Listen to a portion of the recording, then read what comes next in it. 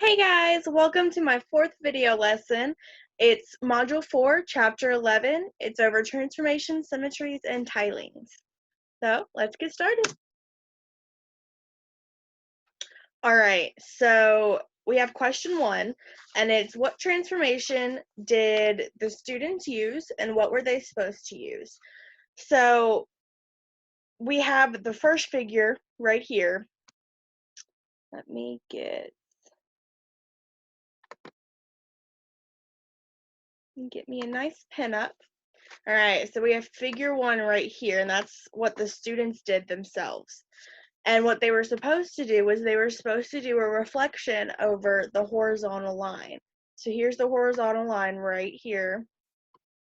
And what they did was they did do a reflection, but they did a mirrored reflection. So they took it, and instead of just doing a plain old reflection over the horizontal line, they flipped it and basically flipped it upside down into a mirror image. So what they were supposed to do, what they need to do to correct it, is over here in figure 2, is again they're gonna have their horizontal line, and it's gonna be the same thing. So a reflection transformation is you're taking the image and taking the points of the image and moving them over whatever line it says. So we're moving it over the horizontal line. So we're moving that image over the moving those points over the horizontal line and getting it like this. So it looks basically identical, just over that line right there. Right, so question 2. So question 2A is show a line of symmetry but no rotational symmetry. So first thing I'm going to tell you is the difference between the two. So the line of symmetry is a mirror effect. So you can see right here we have a line of symmetry right here in the middle, and both sides of this are mirrored. So what's over here on this side of the line is going to be mirrored over here on this side of the line. Rotational symmetry is where you have a center point of rotation. So let's say ours would be right here, and you would rotate it. And what it's going to do is between 0 degrees and 360 degrees, the image is going to what's that word? Superimpose on itself. It's going to coincide and reflect itself between 0 and 360 degrees. This image will not do that. It'll reflect itself when it hits 360 degrees, which is basically the same image we have here. So that means that it is not a rotational symmetry. It is just a line of symmetry or a reflection symmetry. All right, so we have question 2B. Show a figure that has rotational symmetry but no reflection symmetry. So this is the opposite of what we had on the last half of the question. And so you can see here we have our center of rotation.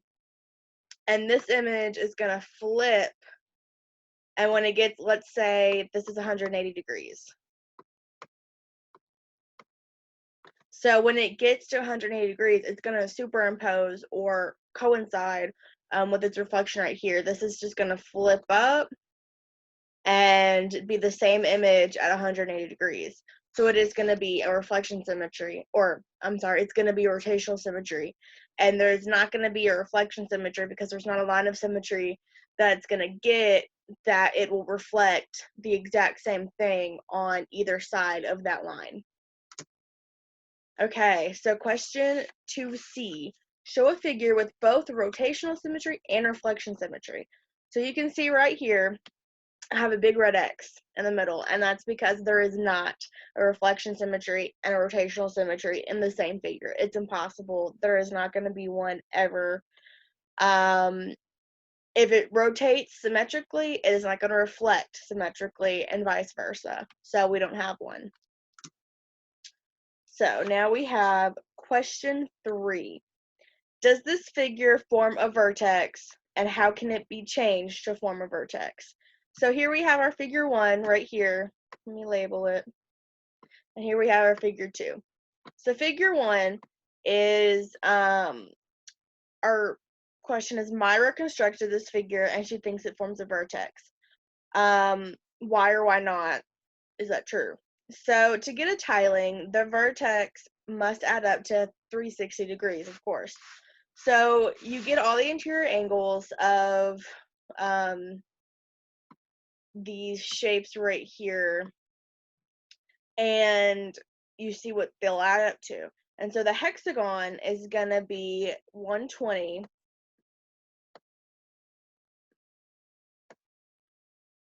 Sorry guys, a little slow. 120 degrees.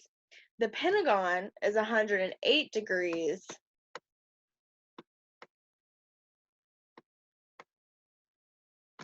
And then the octagon is going to be 135 degrees, which I'm not going to write it in that square. It's going to be red and it won't match. So as you can tell, if you were to add these all together, it's going to be 365 degrees, which that is too much, and clearly it does not equal 360 degrees. So it is not going to be correct. It does not have a vertex, and is not a semi-regular tiling. Over here we have figure 2. It's basically just an example of what a semi-regular correct tiling is going to be. We have our octagons and our squares and our hexagons, and this is what you have side edge to edge tiling right here, with the squares on each side of this and the hexagons meeting each edge, and so that is going to be a semi-regular tiling.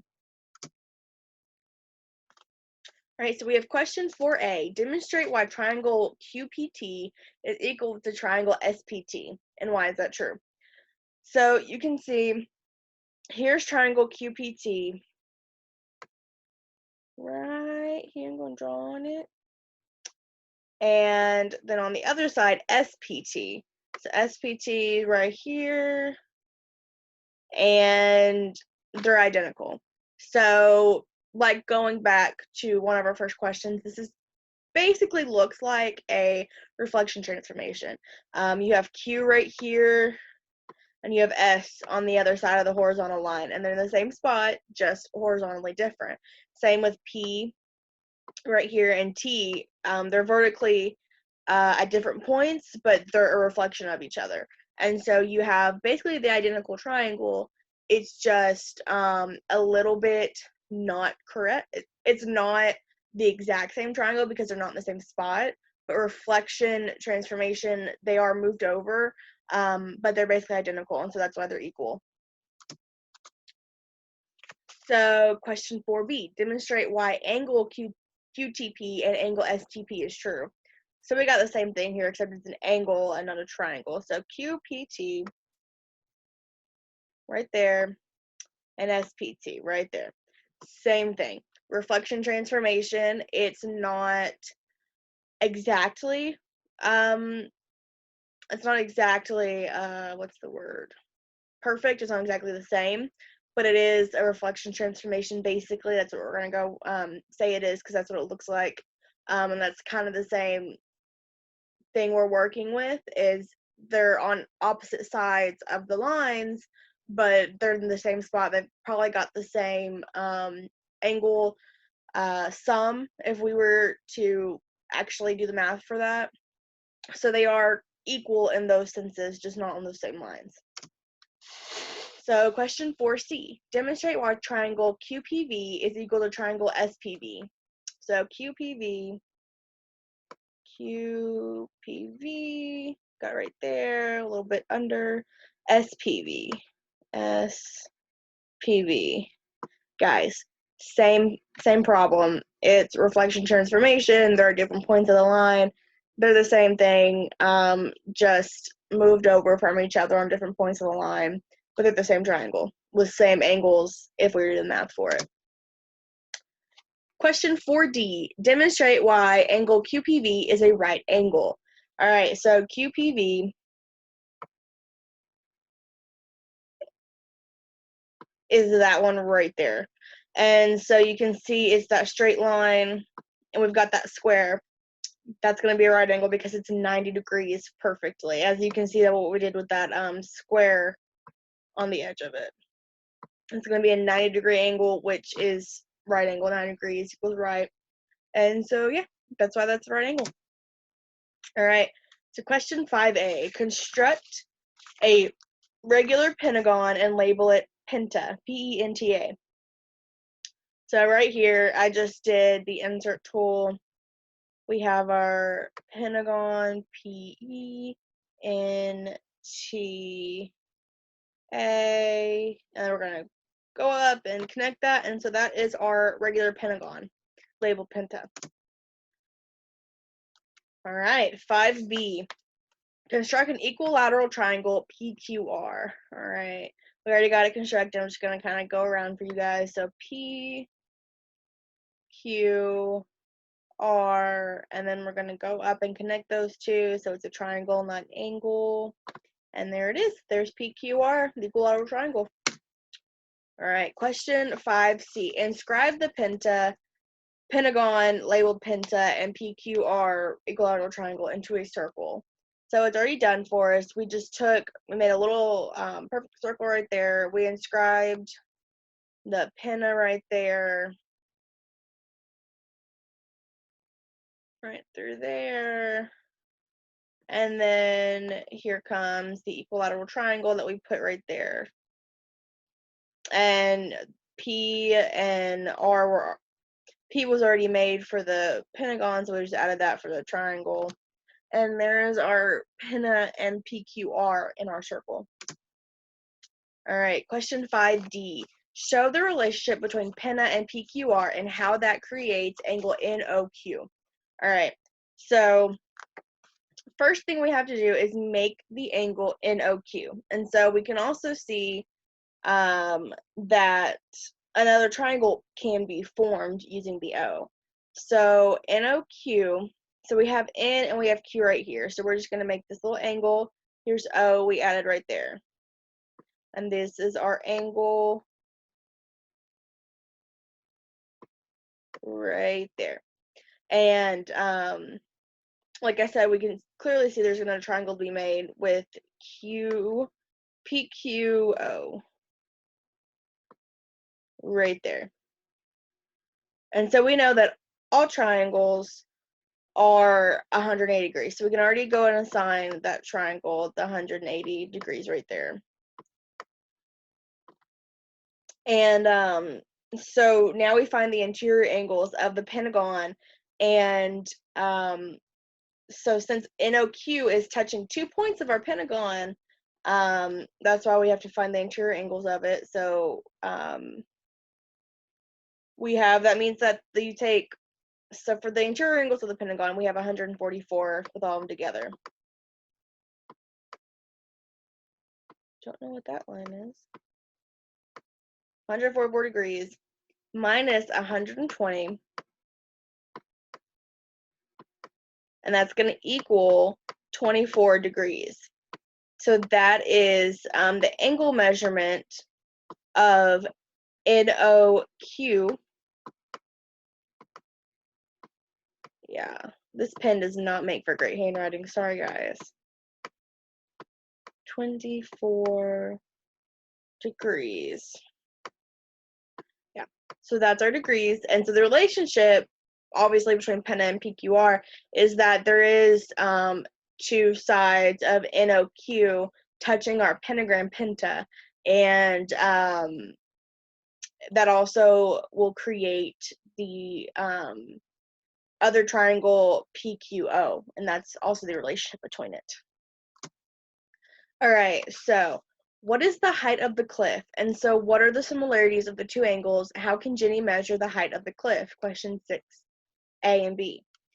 Okay, so we had the question that Jenny is using a ruler to measure the 2 points of the cliff and to make it, what is that equal to? Jenny is standing a quarter mile away from the cliff using a 1.5 inch, using a ruler, and the points fall on the 1.5 inch space. So we have some math right here. So we know that 1 mile is going to equal 1,280 feet. So we have to have that conversion right there. And so she's standing a quarter mile away. So we're going to take the 5,280 feet and divide it by 4. And we're going to get 1,320 feet. So then, we have 1,320. So then, like I said, the points fall at the 1.5 inch point on the ruler. So we're going to convert that into feet. And to convert the inches to feet, we're going to end up getting 0.125 feet for our points on the ruler. So, so that means we can now start actually figuring out the math. So we have 2 feet over the mile is 320. And then we have our ruler 0.125 feet over the cliff. So you cross multiply those two items and you get 82.8 feet as the height of the cliff right here. So that is our height of the cliff, and that is how Jenny can figure it out with similarities and ratios. All right, guys, that's all I got this time. I'll see you guys next time on Module 5. Bye!